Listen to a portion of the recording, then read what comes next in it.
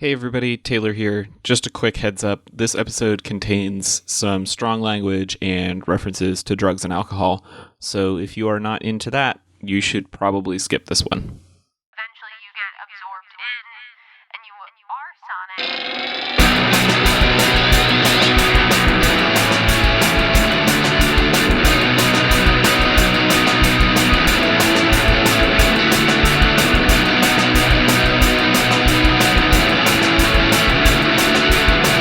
What's up, everybody? I'm Taylor Olmstead, and I want to welcome you back to No Repeat, a podcast where we pick 3 songs every week with no repeats and no do-overs to create a perfect playlist for every occasion life throws at you. Joining me are my co-hosts, Tyler Reed. I'm going to do a kickflip. And Sean Evans. Today's topic of Talking Club is a picture of this dog. I'm sorry, Cheryl. You're late. You know the rules.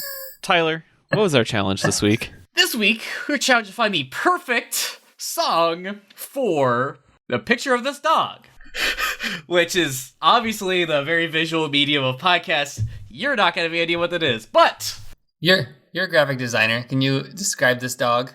If there's anybody that has an expertise in describing what things look like, classically educated graphic designer, Tyler Reed. you take the classical signage of the no, the red circle with a line through it. Then we have a little Scotty dog or terrier. It's a nondescript dog. And they're skating, smoking, and drinking what looks to be a glass of wine. So it's telling you that this dog is really cool. And not allowed wherever this sign is at. If you see this cool dog and you see this sign, you should know that this dog is not allowed. You better go the other direction. Right, is bad news. So this challenge was sent in by Scott Hand on Twitter, and he specifically told us to pick the theme song for the dog, not necessarily like the prohibiting of the dog. We are pro-smoking, drinking, skating dog here on this podcast. I realize that's a controversial stance to take. And so when I saw this glorious depiction of an animal, I thought, I need a song that has the kind of swagger required of an animal that can smoke, drink, and ride a skateboard at the same time. Because that would be hard enough for a human with opposable thumbs.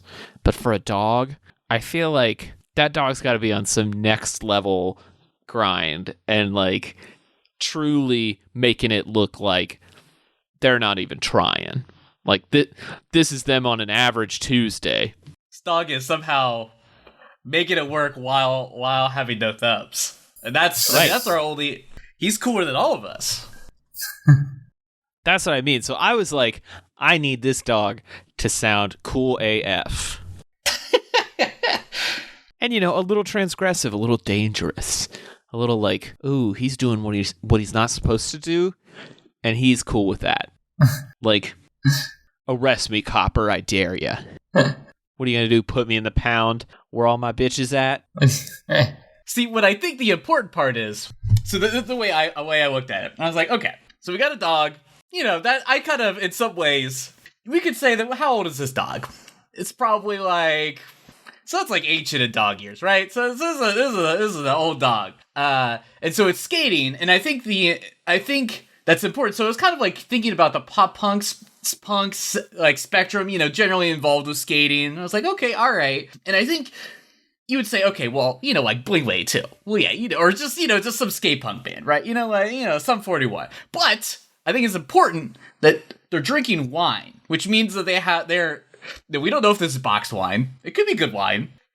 So, and I think there's something too about where skating and drinking wine is sort of like, they have a little bit of a refined palate. They have a preference. They're not just drinking a PBR. They could drink anything. And so I was like, I feel like in that way they need something a little more poetic. They're a well-read punk. They like a Bad Religion. Something that's a little bit, with a little bit more substance than a fat lip. So that was kind of like my thought. I was like, I want something that was a little more well-read, something like that might like Kurt Vonnegut. Something they might read like Slaughterhouse-5 or whatever. I don't know. Oh, man. I went right to the mindset this dog is probably going through some shit right now. like, which would force you to do everything that an adult dog would do to act out, like smoke, drink, and ride on a skateboard at the same time. And it just, so that's kind of where I came from. I was like, how do I had a song in my head that was the immediate theme song, and I couldn't pick it because I've already picked it, and I feel so stupid. And what was that? And you guys know exactly what song I was going to pick for this dog. As soon as I say it, if you didn't have it in your head, you're going to say, oh my God, I can't believe it. But I'm going to say it for my B-sides. But it is kind of hard because, you can pick almost any kind of swaggery or like punk or like really any song that has like a little bit of an aggression to it for this dog. Maybe not even an aggression, but just like a sort of cool factor. But what really narrowed it down for me, if I'm being honest, is the fact that the dog is smoking. Because actually, that really like took me to a place where I'm like, any dog can be trained to ride a skateboard. Well, not maybe any dog, but lots of dogs ride skateboards. This is a very common thing on the internet. Dogs also notoriously will eat or drink anything. You put it in front of them, they're going to consume it. So that just leaves the smoking. What substance they're smoking, we don't know. Is it a nicotine cigarette? Is it a jazz cigarette? Unclear. But this dog, he's got the cigarette in his mouth, the wine glass in his hand, in the other, like in his front, presumably left paw, and then the other 3 paws are operating the skateboard. That means that whatever he's smoking, he's holding there in his teeth. And I just think, like, what a baller move to be a dog that is already, like, cool enough to smoke, and then to just, like, roll down the street with it between your teeth. Like, you don't even gotta, like, take it out to puff. Like, that's pro status. Snoop Doggy Dogg would be proud of that. That's true, because that gives it a little bit more of an edge, right? Because, like, I feel like you could say, like, I feel like that kind of gives it almost like an older vibe. Like, it's not quite like it's not like an MXPX, and it's not like a Christian punk band. It's not like a 4 Years Strong or like a Day to Remember. It's it's not new punk. It's not like sort of like happy hardcore, because you gotta be exercising, you gotta be lifting, because that's like where you're wearing a tank top and you're like, yo, bro, we go wrestle. Yeah, I agree with you. I don't think there's any way that this dog is straight edge. God, no. No bite or threat. No, this dog enjoys its substances for sure. Well, speaking of substances, I guess I can go first. This week, I chose Zaza and Some Runts, Smoke Break by Terry Presume. I've been round the world and back again. I ran from life, came back again. Thank God we have a Walgreens, cause these prescriptions got me making sense. I swear this air is not as dense, and I'm no longer craggy. But if you take away my medicine, the vibes no longer heaven sent. In fact, I'm done through talking, cause I need Zaza and Some Runts to keep me centered. Backwoods in my lungs like a splinter. So Terry Presume is a rapper, songwriter, producer from Nashville, Tennessee. This is a brand new single from him, Zaza and Some Runts. I'm going to contextualize first by explaining what I had to Google, which is that Zaza and Some Runts is kind of like a meme joke that was floating around on TikTok and Twitter last summer about when you go to your drug dealer and you want your usual stuff, but all he has is the really expensive exotic stuff, thus Zaza.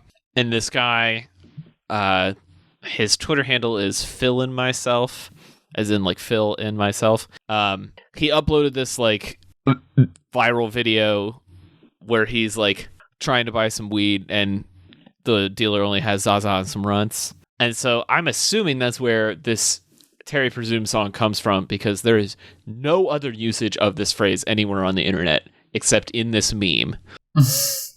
And that's basically what this song is about. Terry's talking about he's going through a breakup, his girl treated him really bad, and the only thing that can calm him down is Zaza and Some Runts.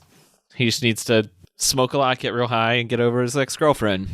But the thing that really gets me about this song is the new funk instrumental combined with his like real aggressive but kind of like kind of sexy but mostly aggressive lyrical delivery. Like when he talks about, I know that Shorty's thick, but my pockets ain't no thicker. Like, he's kind of trash talking, but he's like doing it in this real chill, like kind of effortless way. I also love that line.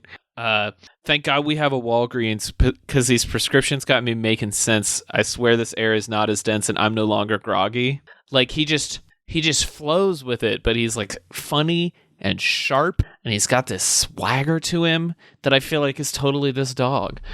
This dog is just like rolling down the beach on his skateboard, just zazaing some runs to keep him centered. That's what he needs. His girl left him heartbroken, and so he's out there token, and good for him. I love this song. It's fantastic. It combines so many of the elements that I love to love, like the Tame Impala, unknown Mortal Orchestra sound, and new funk with awesome rap lyrics, hip-hoppy vibes.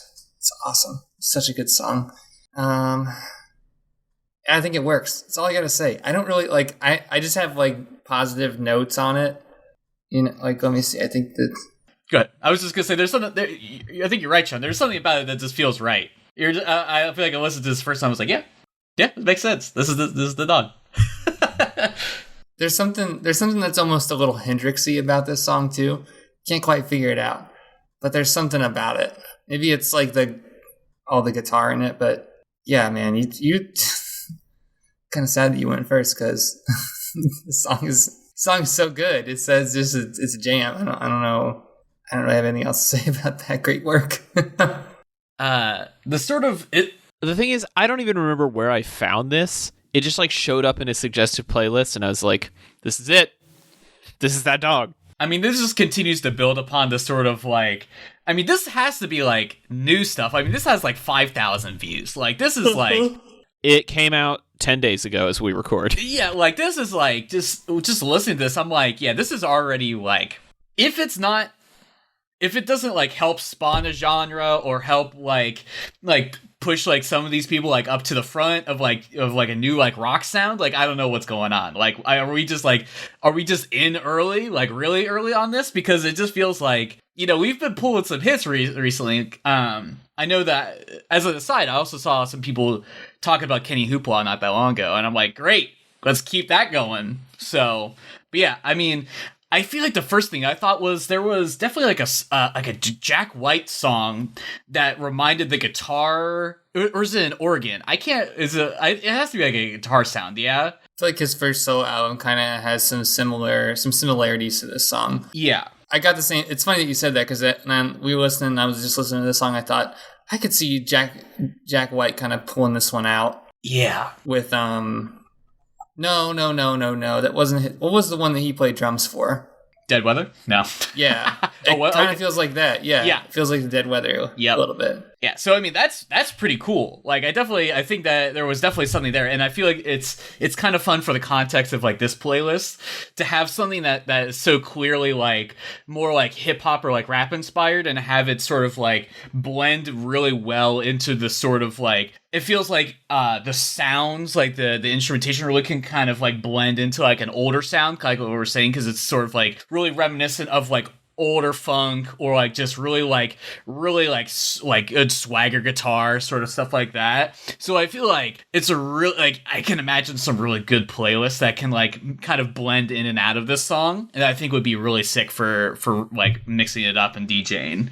But yeah, I mean, obviously this dog. Like, you know, like I think there's like no questions asked about this. It's definitely a more like new school version of this, and I think it's definitely a newer version than what Sean and I chose. So, but yeah, great pick. Well, Tyler, do you want to go next? Yeah. This week I chose Kiss the Bottle by Jawbreaker.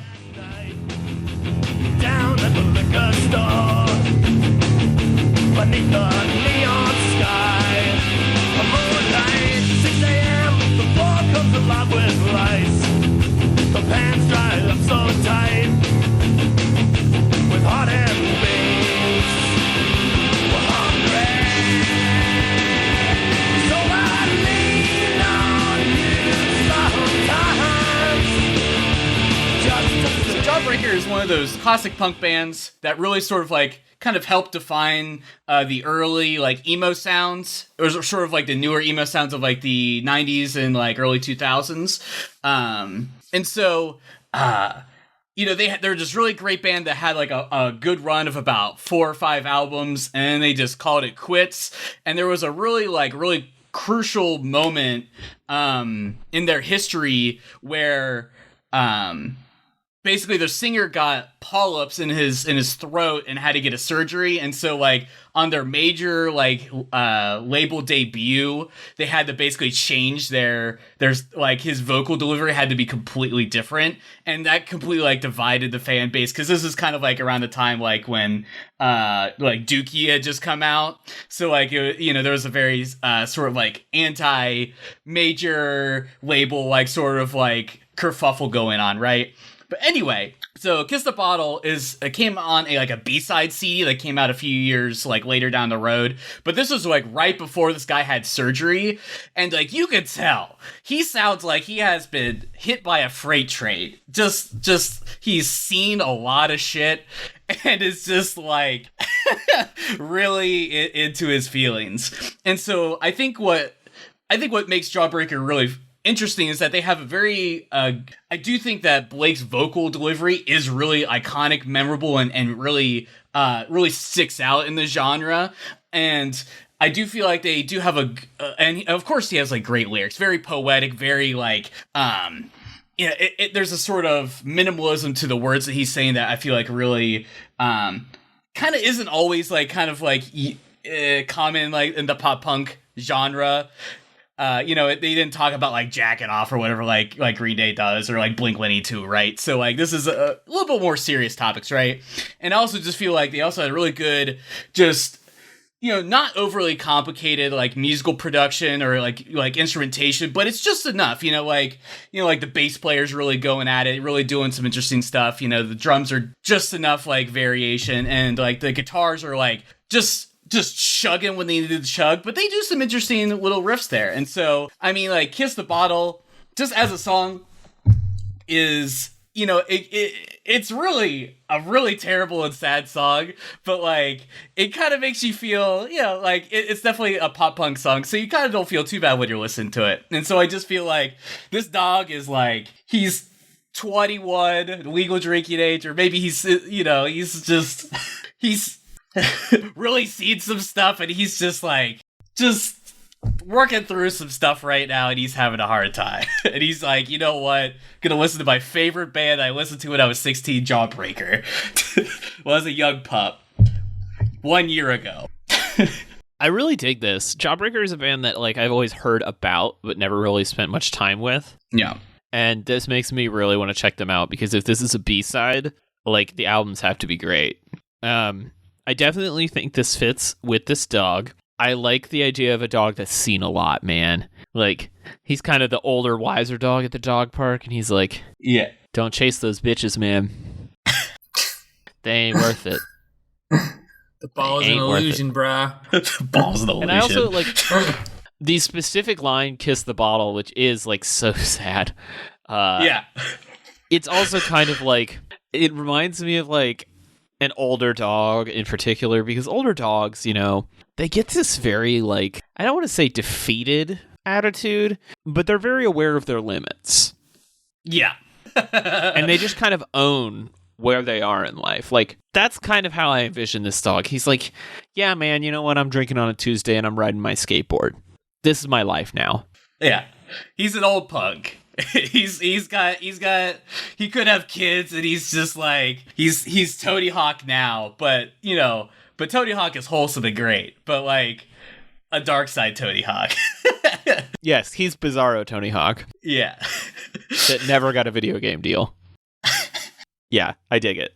I love the vision of this like old dog is like sees somebody in the window, and they're like, someone's at the door. Hey, someone can get that one. I'm gonna chill. Like, it just turns into a cough. Like it's like no, not in this anymore. This is, I have complex feelings about this song, because I like shoegazy sounding punk rock, but I wish this was 2 minutes shorter. Because I listened to a couple covers of it, because it sounds like this is a pretty popular song by them. And everybody is able to really kind of like wipe away a lot of the extra 8 bars in between everything. But I like it for the picture of the dog. I think that it works really well. I like the grittiness. I like the, like you said, the old man. Like, this is it for me, guys. Don't, life ran me out. You know, I'm on this skateboard. I do what I do. So, yeah, kind of cool. You did good, kid. Well, Sean, that just leaves you. What do you have for us this week? So this week I chose Jesus Stole My Girlfriend by Violent Soho. Again, I look to the clouds. God gives me a frown. Come on!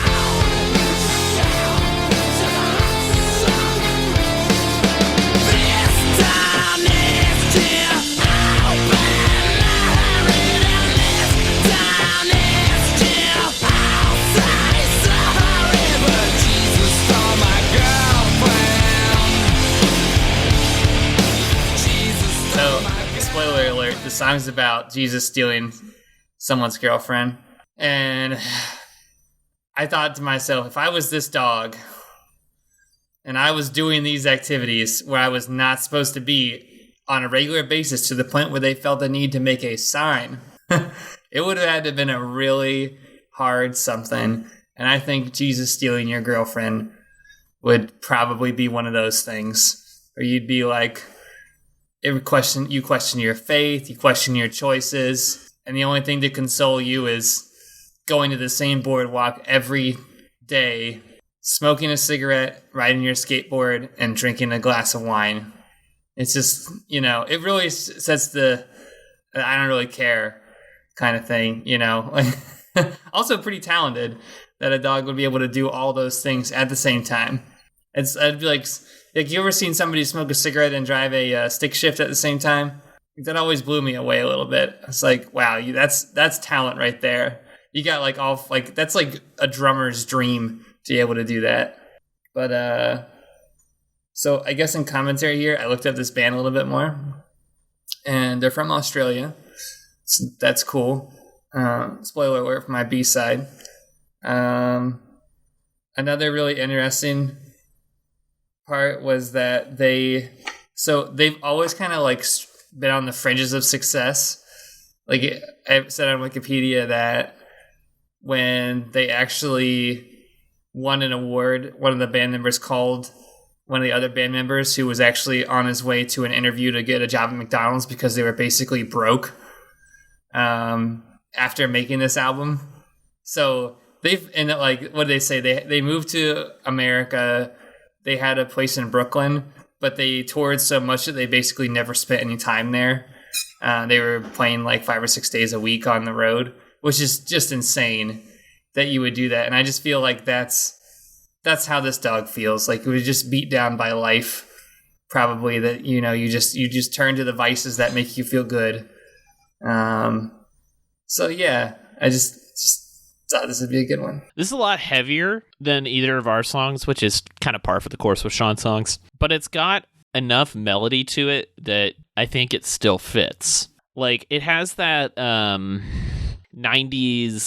like nasalness to the lead vocal that allows it to punch through the big grindy guitars, which I really like. And I think it also like fits with the kind of snotty vibes of this song. Like, it reminds me a little bit of Teenage Dirtbag by Wheatus, where it's just like a main character who is like clearly kind of a piece of garbage, but he's like into this girl who is like way out of his league and he doesn't like know how to get over her. And so then to like take that and turn it and be like, Jesus stole my girlfriend, which I envision is like she got involved in like the church and decided that she was not ready to live that life of sin anymore. Like, yeah, that would turn a band to skateboarding drunk down the street, smoking a cigarette. Not really pondering life choices, but more being like, just going all in on the choices you've already made. Like, oh yeah, this is me, and what?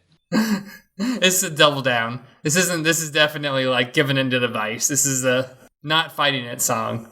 And so this is kind of like the part where, is this like someone who's like 16 and you're like, I don't know anything about the world, and you're like, and then like your girlfriend breaks up with you for Jesus, and you're like, oh well, it's all over now. It's like you haven't like done anything yet, and so you're just kind of like, I need this to feel some kind of way.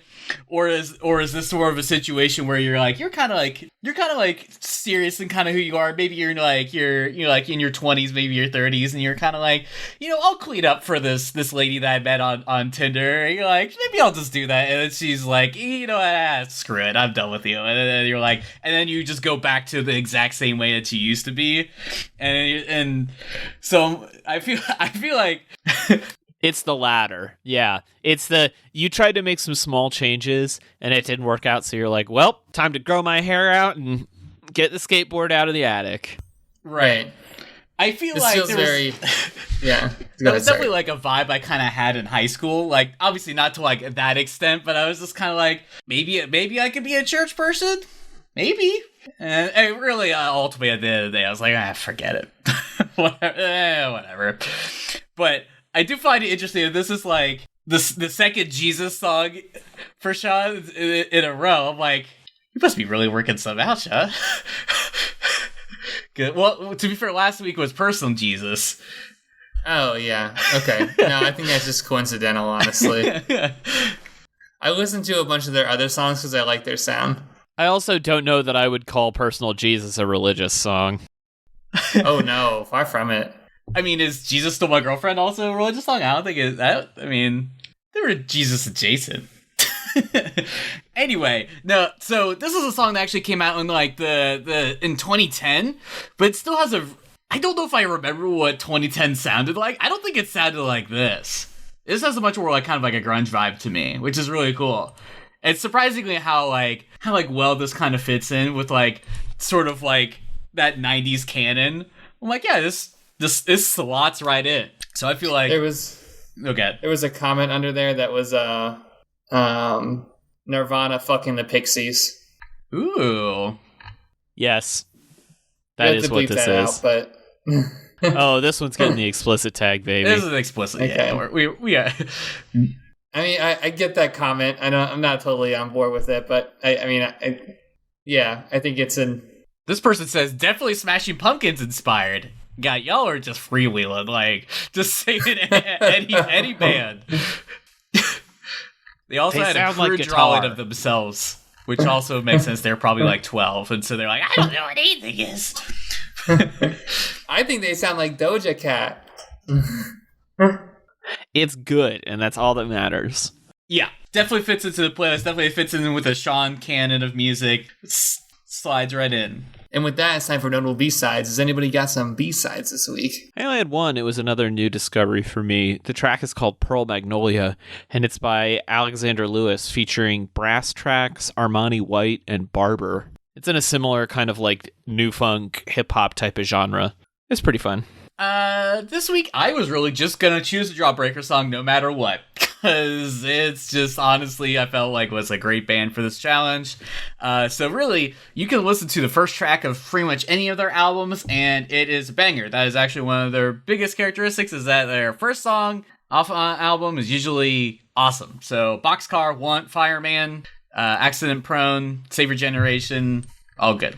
I really wanted to pick Smoko by the Chats. It would have been the perfect song for this one, which is how I ended up with an Australian band, because I was like, I need this energy. I need that Chats energy. I have to have it. And so I kind of found something that was similar. But man, I could have picked like any Chat song. You really could have. Smoko was just like the one for this challenge, and it had already picked it like way in the beginning. Maybe like the first one, or like definitely first 5 episodes. Yeah. I picked Smoko, I feel like. What was the God, I wish I knew what the challenge was. Might have been barbecue. I can figure that out real quick. Yeah, let's find out. Let's see how much regret Sean has. It was going for a drive to get away from your family during the holidays. Nope, that works. Okay, all right, yeah. Still counts. That was episode 9, by the way. Okay. Under 10. You chose one of the best songs of all time. Under Just 10. got out of the way. It's a stretch goal, you pick all the good ones at first. Like Yep. Everlong, got rid of that one. Bleed, we got rid of that one pretty early on. Yep. Smoko 2, where's it at? Right. Where's it at? We need a follow-up. We do. Well, Tyler, if people want to take a smoko with you, where can they do that?